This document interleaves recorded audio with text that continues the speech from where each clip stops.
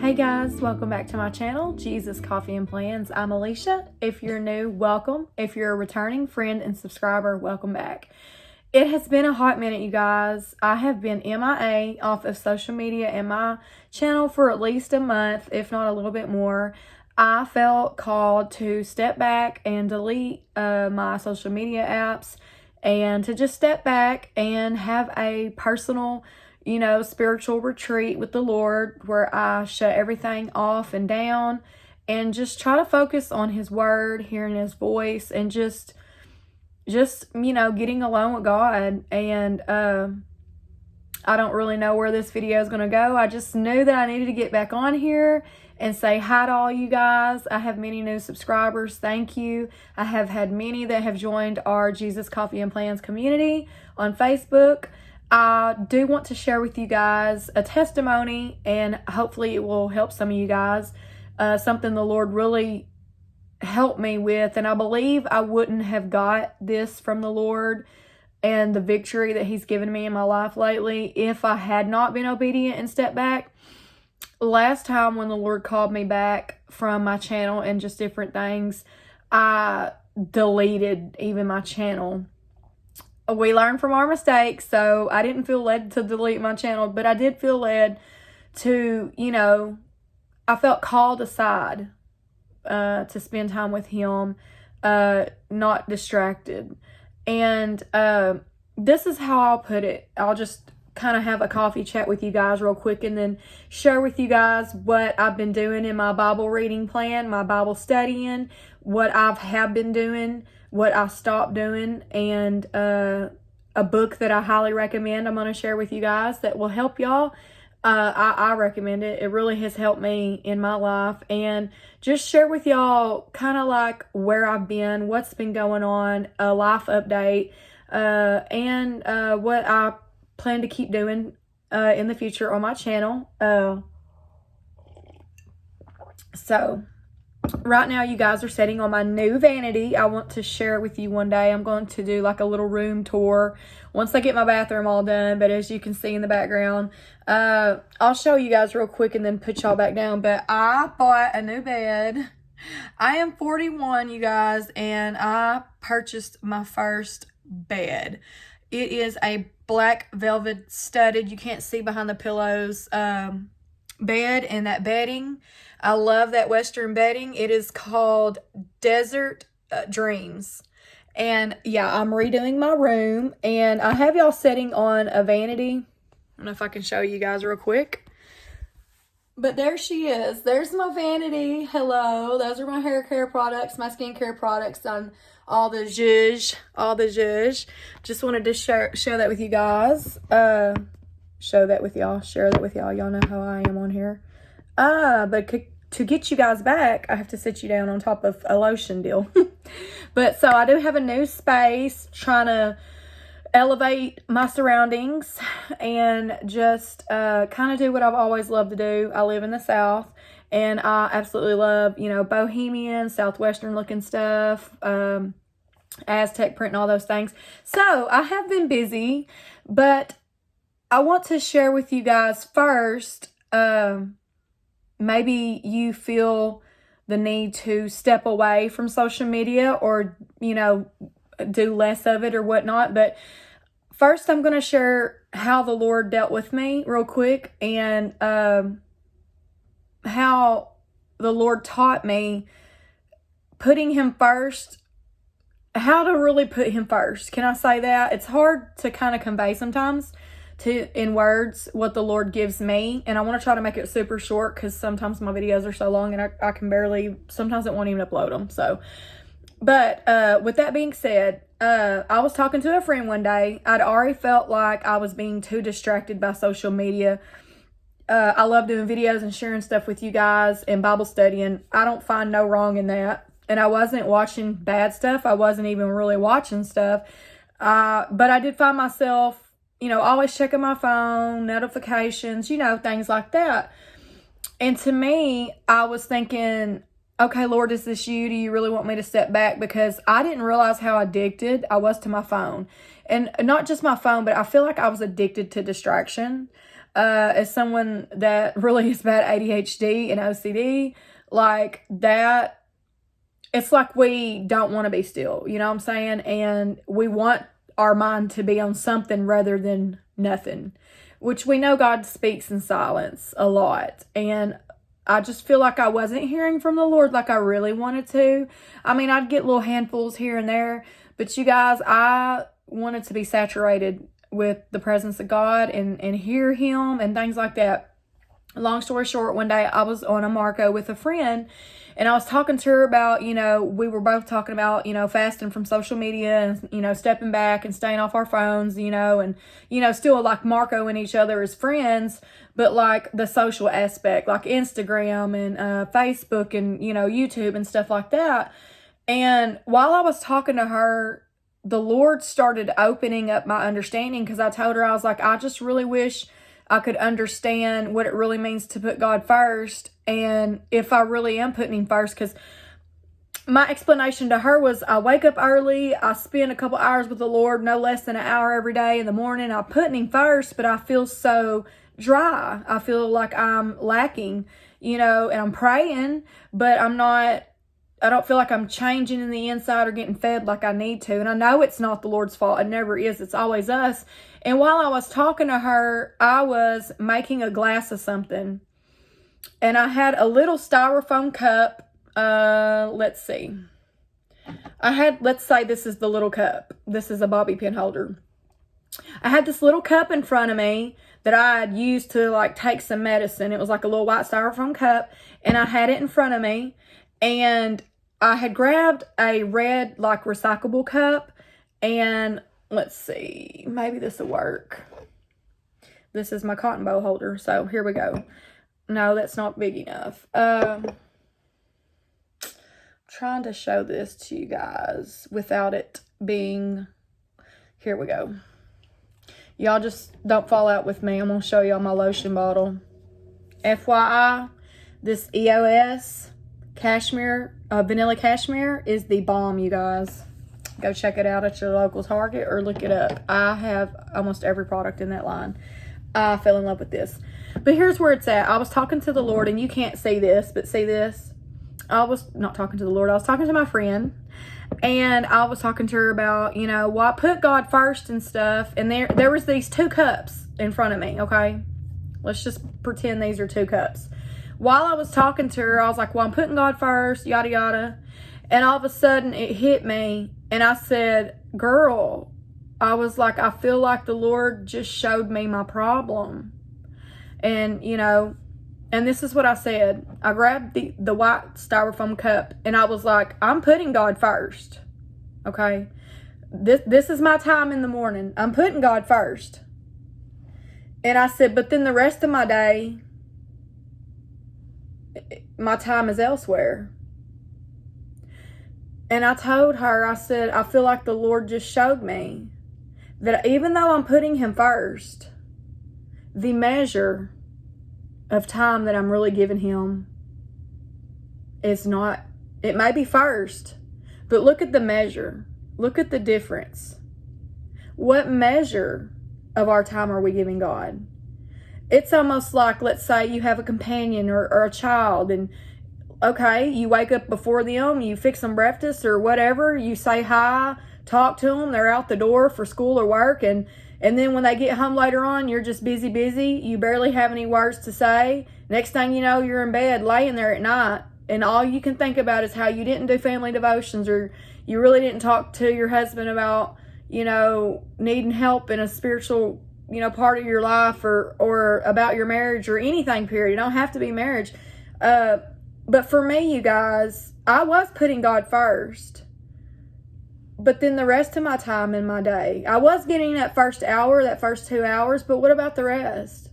And I know we can't just stay on our knees all day or in the Word all day, but he used that to speak to me, to show me that even though he was first, the measure of my life and time, it could not be compared to, say, my phone time. I started watching the analytics on my phone, you know, like how long I had been on there. And, you know, it's just like maybe the Lord is asking one of you guys, are you still putting God first? That's great. It's really great. We need to. But what measure are we really giving him? Thus, that is how God called me on a social media fast. And I knew, he let me know, I am putting him first. But I wasn't giving him the greater measure of my time, or my mind, to say the least. My mind. Or my heart. And he dealt with me to give him that greater measure of time. And from that point on, I have strived. I haven't made it perfect every day, to give him more time than my phone, than anything. And that's what I've done. Okay. After I did that and I felt like stepping back, I deleted my Facebook app, my Instagram app, and I left YouTube on because of my channel. And but I didn't get on there really much at all. I made it a habit to not pick up my phone. When I was at work, I left it in my room on my desk instead of carrying it with me. When I was at home, I wouldn't touch it. I wouldn't touch it until I got all my housework done and spent more time with the Lord. Like, I literally started detoxifying from my phone. I was so more highly addicted than I thought. And it was just distraction. But in doing that, the Lord spoke one of the greatest lessons to my life that I never really could grasp, and it gave me victory in a way that I never have had before. Sorry for the light shining in. I will tell you guys this. I have been reading the Bible through. I'm going to read the Bible through, you know, for a year. I do each year. And I stopped doing the Christ in all Scripture. I just got caught up in the hype, and I know it's a great study. I have it on my phone, but I haven't even been doing it. What I've been doing instead is the beautiful year in the Bible. A Beautiful Year in the Bible by the Alabaster Cove. And so I have been it's basically, it says it's a Bible study, but it's like a reading plan too. You read each day in different scriptures, and each week is like a different theme. Like this past week, I just got done doing anticipating a better future, and all these scriptures are about, you know, anticipating a better future. It's not much of a Bible study, but it's enough for me. It's got like 3 questions and then like some, you know, like commentary, you could say. And this week, starting tomorrow, will be day 1. It's like a midweek. It starts in the midweek. It is learning from past lessons. I do follow a group on Facebook that is going through this Bible study, and I'm following along. Sorry about the light. I don't know how to change it. My window thing is open, but anyway, what I want to share with you guys is whenever I step back, I may kind of close that a little bit. I don't know. It looks like it might be blinding. I don't know. Maybe that's a little better. Hold on, you guys. I'm sorry. I don't want my phone to fall, but I don't want it to be super in the way. Hold on. If I can. There we go. I kind of blocked it a little bit. I put a body spray up there. Okay, anyway, after I obeyed the Lord and deleted apps and just started spending more time with him and quit touching my phone and phone this and phone that, I started praying, and I was like, Lord, there's certain areas in my life I really want victory in, and some inner work that I really feel like I need done, you know. And I prayed that the Lord would lead me to a book that would help me. Watch what you pray when you want God to show you things in your life that you ask him to help you to see what you want, that you need to work on. Most of us, we know what our weak areas are.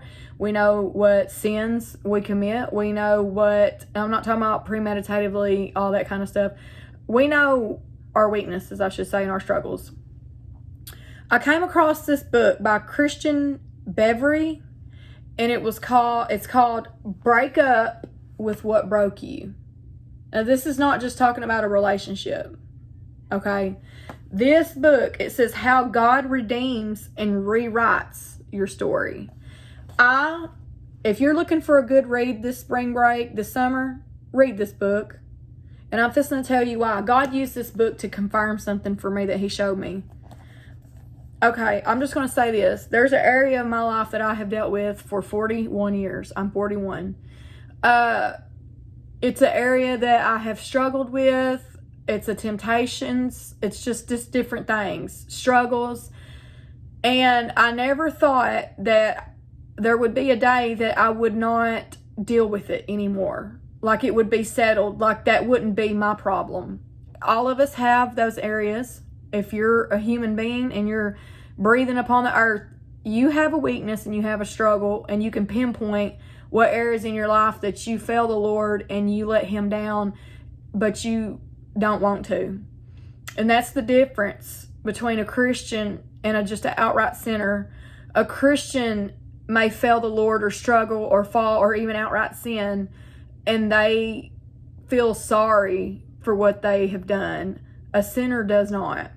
Even a righteous person, not righteous, but I should say self-righteous person, a hypocrite, they fall and fail and they think nothing of it. They think that they're just, whatever, and they go on. Christ came and died, and yeah, we fall short, and the Bible says if we sin, we have an advocate with the Father, but we shouldn't try to practice. Are we perfect? No, but we should always be on that wheel and let God perfect us. Perfect? No. Perfected, we should be trying and striving. He says to strive to enter into the straight gate, because broad is the gate and, narrow is the way, and few be there that find it. But I highly recommend this book. I'll just tell you guys this. One day I was driving to work early in the morning, and I was dealing with this weight of this area of my life that I just could not shake. I really feel like it was generational. It was a stronghold in my mind, in my heart, that I have fasted about, I've prayed about, and it's almost took me out. So many times I just felt like I couldn't go on, and God would give me the strength, and tell me, I could make it, just to keep fighting, keep fighting, keep fighting. I thought it would be a lifelong battle with this area of my life. And all I know is one morning I had already ordered this book. Okay, I had already ordered this book. It was to be delivered like the next day, 2 days later or something. It was Amazon. I was driving down the road and I had a breakdown. I had come to the end of my rope for like the millionth time. And I was like, God, I can't live like this. I don't mean holy. I wasn't living in sin. I wasn't like committing adultery. I wasn't like going to the club. I wasn't drinking or smoking, or like I wasn't, lying. It wasn't nothing like that. It was an internal weight in battle. And I was like, Lord, I just can't fight no more. I just can't do this. And I was just crying on the way to work. I just dropped my son off to school. I'm being very vulnerable and transparent with you guys. I was struggling. And while I was driving, I was crying. And in my heart, you guys, I was like, whoo, I wish money wasn't a issue. I'd buy me a little house off in the country, because I was driving down a back country road. And I would just live out here. I'd just live out in the country by myself. Lord, just me, you, and my kid, and, I just want to be left alone. I just want to be left alone. I'm tired of working around people. I'm tired of fighting. I'm tired of all this, the voices, everything, and, dealing with people and trying to be a witness. And it's just hard, you guys. Sometimes life is just hard. And I was just crying, and in myself, I just thought, I just want to be left alone. I don't want to go out anymore and be in front of people. I'm not worthy. I'm nothing. I'm nobody. And I was really kind of facing depression, to be honest. I was there, okay? And it was something I've always struggled with. Despair, depression, oppression, you name it. And I hated feeling that way. I could never hardly shake it. Long story short, I know I've said that a million times. I'm sorry, you guys. It's hard to bring this out, and this may be 2 parts. So I'll just say this is part 1, because I'll probably have to make another video once this thing gets about 35 minutes long. Anyway, when I was saying that and crying, Lord, I just want to be left alone. I'd just rather live out in the country and not deal with nobody. I didn't even want to get on here. You just feel, it's almost like imposter syndrome, you know, or whatever. And while I was driving and crying and just pouring my heart out, just feeling like a loser, okay? Just feeling so unworthy. You know, I had a vision driving down the road, like in my imagination. I seen a child and a father. I can't tell you the detail what they look like. I just knew in my heart of hearts, there's a child and there's the father. And the child was crying. And that father bent down, concerned, and was like, what's wrong? And I seen this driving down the road. It happened like in the spirit. And the child was crying, and the father said, well, what's wrong? And the child looked up with tears in its eyes and said, I'm tired. I don't want to go on. I don't want to go. I want to stay here. I don't want to go out anymore. I feel ashamed. I feel unclean. I feel dirty.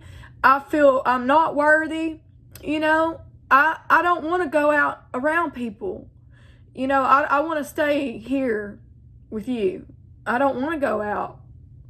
And that father said, but you're my masterpiece. I want you to go because I want people to look at you and say, look what the Lord did. You know, that father spoke to that child and said, I am so proud of you. I want people to look at you and I want them to see what I did. I want them to see, look what I did. Not talking about us, not talking about me, but the father, like a proud father. And some of you guys that haven't had fathers or parents like me, we don't know what it's like to have a father with beaming pride over our lives. And I knew that was the Lord showing me, you're worthy. You know, you're my masterpiece. I want people to look at you. I want to say, look what I did. Look what I've done to her. Look what I did in her. And I broke, you guys. That was me. I was that child. And I didn't want to go. I didn't want to go out in public no more. I didn't want to even make videos again. I felt so defeated, you guys. I felt so depressed and oppressed, like I was nothing and nobody. And I mean, really, we're not. But I felt so unworthy. And God spoke to me and he said, you are my masterpiece. I want people to look at you and be like, look what God did. It's like God said, look what I did. I want to put you on that shelf like a trophy. Look what I did. You know? Not for our glory, but for his. And, you know, yeah, the enemy started telling me all kinds of lies and stuff like, you're crazy, you're hallucinating, that wasn't God. And I just started crying because I felt the presence of God when he showed me that, you guys. And I just started crying and praising the Lord. I was like, Lord, thank you, you know. I was like, you always confirm your word, thank you. Later on, I marcoed a friend. I told her what I just told you guys. And she's like, that is awesome. She was like, that's wonderful, you know. And she encouraged me in the Lord. And I shared with her what I was struggling with. And I reached out and I told her, I said, I want you to be my accountability partner. And I shared some things with her that I've never really shared with nobody. And I told her things that I've never told nobody. And I just told her I wanted her to be my accountability partner because I want to live in victory, you know, over things in my life. And okay, fast forward the next day. The next day, I have another friend. She's a widow. She lives by herself. And she's like a mother to me. She didn't know. She's not the one I talked to. She didn't know anything that I just told y'all that I told that my other friend, my younger friend. She didn't know about the vision. She didn't know how I felt. She didn't know what I was dealing with. The next morning, about the exact same time that I had been driving down the road before work, before 9 o'clock, I get a text message on my phone. And my friend texted me and said, Sister Alicia, and she basically started telling me about the Mona Lisa. The Mona Lisa painting. She said the Mona Lisa painting is one of the most expensive, exquisite, rare, you know, paintings today in this world. It took I think she said 14 to 16 years for him to ever complete it. He worked on it here and there just to get it just right. And it's in the museum, you know, in France or somewhere. Y'all forgive me if I got it wrong. But she started talking to me about the Mona Lisa and how it took that master artist, Leonardo, was it Leonardo da Vinci? Okay, yeah, it was him. It took him years. And she started talking to me about being still and being patient. And while I'm doing that, God is still working on me. This is after he dealt me about the measure of time I give him, right? This is after I just told my friend the vision I had, but I had not shared it with this other friend. And she said, you are God's masterpiece. And you guys, I knew it was God. I just bawled and I bawled. And I told her what I just told y'all. I said, you have no idea. And I told her the story. I told her what I saw. And she just let me know. God gave that to her, and I know that he did, you guys. I'm not saying this for me. I am talking to some of you out there. All I can do is give you what God gives me. Not because I have arrived or that I'm holier than thou.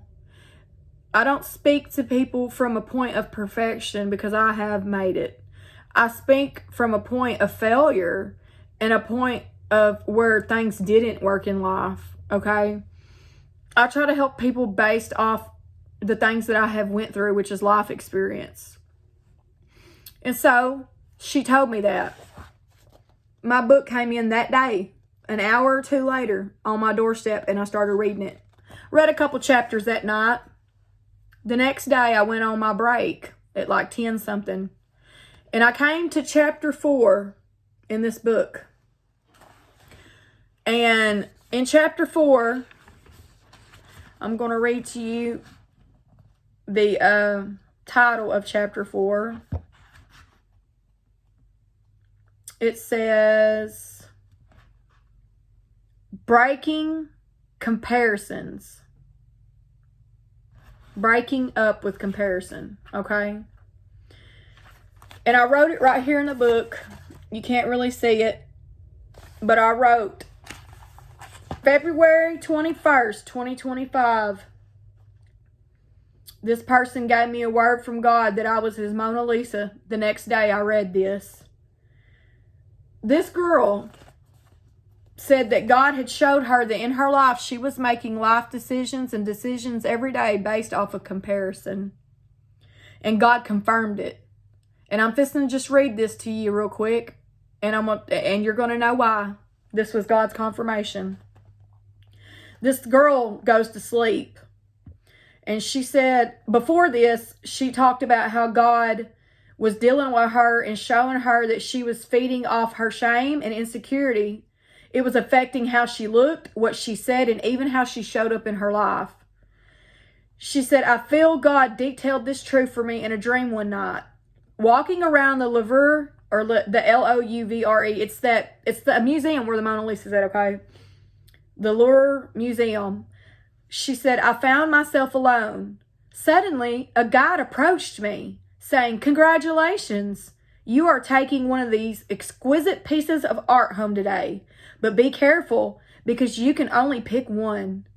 She said, I began my search and quickly found the Mona Lisa. What are the odds of that, you guys? Instantly, I knew it was the one. That was my painting. The guide reappeared and asked if I was pleased with my choice. Yes, without a shadow of a doubt, this is my painting. Beautiful choice, he replied. But before you go, why don't you take another look at all the other paintings just to be sure? Why not, she thought. And to oblige his request, she continued her study of the gallery. It was one of the most exquisite art exhibitions after all. The further I ventured, y'all listen to this. The further I ventured, the more doubt crept over me. If you know anything about the Mona Lisa, you know it's an abnormal attraction. The colors are muted, and the figure holds a questionable grin. As I examined the other pieces around the gallery, I noticed that unlike mine, Some had gold embellishments and vibrant color. Is my piece of art lacking something important? Is this the right choice, I thought. The guide joined me once again and echoed, "Are you still happy with your painting?" "No," I replied. "My painting doesn't have what these others do." With a look of understanding but a sobering tone, the guide cautioned, "If you give up your painting, you're giving up the most famous painting in the world." And to fast forward, she said, "I awoke from the dream and swiftly reached for my phone to see if the museum guide's statement was true." Because she knew about the Mona Lisa, but she didn't know if that was true, that it was the most, exquisite painting and all that. Sure enough, a quick Google search proved that the Mona Lisa is the most famous and heavily insured painting in the world. In waking from that dream, I awoke to a new understanding of just how intricate God's love is for each and every one of his daughters. Each piece of art is unique, the only one of its kind, unlike anything else. So are you. You are his masterpiece, his prize, his unique expression. And you guys, sorry for the crying, but I just wanted to share this testimony with you guys today, and then I'll get off of here. Maybe this will be the only part. It's getting a little long. But you are his masterpiece. And let me tell you guys, after the Lord told me that, he showed me in a vision, he told me through a friend that I was his Mona Lisa, and then I read in this book that chapter about that girl's dream. When I stopped comparing, and I broke up with comparison, I broke up with depression. I treated it like a relationship, because that's what it is, you guys. These are spirits birthed out of the pits of hell that are plaguing our families. It is covetousness. It is comparison. It is envy. It is lack of being grateful. It's depression, oppression. It's adultery. It's pornography. It's masturbation. It is looking at other people's lives and comparing. There is nothing wrong with wanting good things in life and having good things. There's not.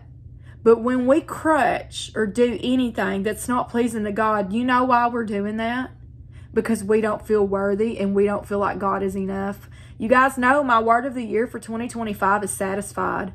And can I tell you, that struggle, that oppression that was on me, when God told me that and confirmed it through his servant, a sister in the Lord, in this book, when I believed it, isn't it so crazy that God has to convince us how much he loves us and that we really are his masterpieces? Do you guys know I haven't, by the grace of God, dealt with that again? 41 years of this spirit following me, this generational curse plaguing me, this stronghold, this sin, whatever you want to call it. If there is something in your life, I don't care what it is. It doesn't matter what it is. Whatever, I am talking to you now, and you can put your finger on it and write it. Find an accountability partner. Tell somebody. What you keep hid in the dark, the devil wants to keep what you're dealing with in the dark. You find a trusted person that you can confess to. I'm not talking about you have to go to a priest, but confession is good for the soul. But the Bible also says to confess your sins one to another and pray for one another that you may be healed. But don't tell somebody that you know that's going to go tell somebody else. Find that trusted friend.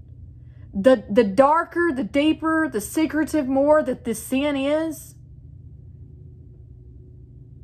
that is the sin and the curse that may be upon you, the stronghold, this generational curse, that needs to be exposed. The more you keep it hid, sister, I will tell you this right now from experience. You cannot do this on your own.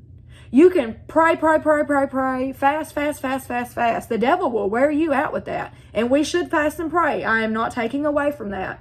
But I'm telling you, I got sick and tired of 41 years of being plagued by the enemy, you guys. Body, mind, and soul. That I broke down and confessed everything. What I've dealt with when I was a child, what I dealt with when I was an adult, even as a Christian, Holy Ghost-filled woman, I still would deal with this battle, this struggle. Do you know when I exposed it, God took it, and I have not dealt with it since? I'm not saying it won't rear its ugly head up again. I'm sure it will. But guess what? I got a friend that's on standby that I can make one phone call or text to. Hey, girl, pray for me. I need help. I need help. And I know that that person will be there. But some of you need to hear this today, and I felt like sharing this. I've been gone for a while. I'm back. You are God's masterpiece. Break up with what's breaking you. Get this book and read it. Read the word. Ask God to speak to you. Pour your heart out to him and tell him. There's many of you, no doubt, you're still doing the same thing over and over, and it's taking you further and further and further. But can I give you hope today? Never give up. I don't care how many times you fail, you fall, you sin. Don't stop fighting. Don't stop. One day, I promise you, some way, someday, somehow, God is going to speak to you and show you like he did me. And only he can do it, you guys. Only he can do it. You're going to look back and you will overcome what you think that you're going to have to deal with your whole life. The devil will say, well, you was born like this. The devil will say, that's just human nature. The devil will say, nobody can overcome that. But you know what? God can. And God did. And I'm here to tell you, all you got to do is pour your heart out to God. Ask him to send confirmation and help. Ask him to teach you. And it may take you stepping away from all the noise and stuff, the social media, the TV, whatever it is. It can be just going to extracurricular things with your kids or whatever. It may be your job that you're really good at, but hey, the money, it's not worth your peace. You need to prioritize your peace as well. Your relationship with God means more than anything. I'm sorry if this was a little bit longer. If this has helped any of you guys, please leave your comments below. Join our community. If any of you guys need somebody to talk to, I am on Facebook. I don't get on there a lot, but my messenger will go off if you personally message me. If you need somebody to talk to, if you need that accountability partner from, I don't care what it is. I don't care what you've done. I want to see you make it. God is for you. You are his masterpiece. You are his Mona Lisa. Look up about the Mona Lisa. Watch a documentary on it. It is so intriguing. Like that picture. And it is. And you know, she's in a museum protected by bulletproof glass. Nothing can take her. Nothing can get to her. And my friend, that is you. You know, our problem many times it's not the enemy. He's just doing his job, okay? It's us. It's our sinful nature. We are this flesh, you guys. This flesh that we try to zhuzh up and make pretty. Our flesh is enemy number one, you guys. Hey, you want to know something? You know how the mafia men, they have like right-hand men? You call them the right-hand man? This right here, you see this flesh? This is the devil's right-hand man, you guys. I'm telling you. And don't ride the fence, though, because the devil owns the fence. And you know what that fence is? It's our flesh. It's okay to eat good. It's okay to, you do your skincare and pamper yourself. God wants us to have fun. He gave us the gift of life to glorify him. But sinful things we need to cut out and ask God to help us and deliver us from. But hold on, friend. Do not ever give up. Repent, get back up, and go on. Find a trusted friend that you can talk to. The deeper, the darker, the harder the sin and the secret and that root that is in you, even probably from a child, the more that you talk about and really just lay it out and say, I need help, that exposure is what's going to dry that root up. And God's going to pluck that out of your heart, out of your mind, and everything. We need each other. That is why I am here and even ever started this channel. Please feel free to join the Jesus Coffee and Plans community. You don't have to share nothing there. You do not have to reach out to me. Find someone that you really, really trust and know to be that accountability partner, and I know God is going to help you. I'm going to try to make a few more videos for you guys because I'm off for spring break. So y'all just stay tuned. This is just my little life update video for you guys and where I've been, what I've been doing, a book I recommend, and just reminding you that you are God's masterpiece. Hold on, mama. I've been there. You feel like the invisible woman, the invisible man, so to speak, you know. You feel like nobody sees what you're doing. But I'm telling you, God sees. And in your everyday mundane life, your greatest mission field is your children. Your greatest mission field is your children. Don't quit. Let them be the reason, even when you fail God and fail yourself, do it for the children. Hold on. Fight for them. There was a tragedy. I'm going to say this and be really quick because I don't like mentioning personal things on here. There was a tragedy that I found out today. I'm not close to my nieces and nephews. It's a long story. But one of them is no longer with us, and he was 21. And I'm not allowed on here to say what happened. They'll delete my channel or my video. But you can take a real wild guess. He had no hope. That's all I'm going to say. At 21. But you want to know what? His mother was saved before I ever was. She got her eyes off of Jesus. She went down the wrong road. She wasn't there for her children. She had more children. Home split, everything. It was hard. It was hard to hear what I heard today. But I'm telling you, give your children a chance. Give your children a chance. Because this young man's mother got out while he was so young, he didn't have a chance to even remember God. And it's just tragic, okay? Nobody was there to tell him that he was God's masterpiece. I wasn't close to the family. You guys, when I got saved, I had to cut people off. And it wasn't because I didn't love them. It's because I was fighting for 4 young children, 2 at the time, and then eventually 3, and then 4, that I knew if I let these people stay around, and I wasn't looking down on them like I was holier than thou.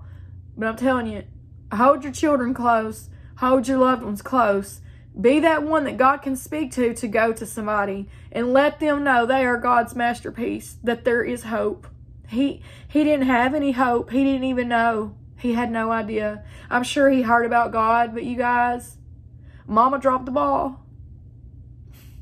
Mama dropped the ball. Don't drop the ball. Don't drop your children. Fight for your marriage. My husband, we're still married after like 24, 26 years. I've lost count, you guys. I got married in 99. You can do the math. He's in the penitentiary right now. People are like, oh, God forgives. Just move on and find someone else. I'm going to tell you, oh, no, I won't. Because I've got 4 young men from the age of 22 to 16. And I want them to know that Mama took a vow. And when she said she did, I do. She did. Okay? And I want them to know what true love is and what it is not. But that God is faithful. And I want them to see the love of God that I have for them and their father. And that forgiveness that reaches so far that his life might be saved. How selfish that we are. We want to live our life, live in the flesh, and go have a fling and do different things, you guys. Oh, well, he did this to me. He did that. He cheated. How many times have we cheated on God with the things of this world? If we get our eyes off God and we go through those kind of tragedies, what hope is there? And I'm sorry I didn't mean to say all that. I never include stuff, but just this day, today, March, is it the 25th, I think? 26th, 25th. Today's the 25th. I just found that out today, and my whole world was turned upside down. And you know what stirred me and came back to me? I need to share with somebody. I need to share with somebody that you are God's masterpiece. Don't lose hope like this young man did.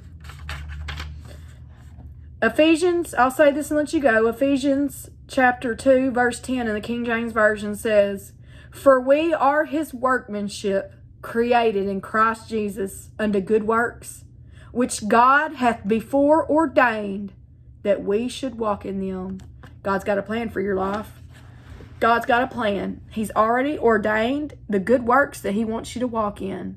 Just keep going and keep following him. You're God's Mona Lisa.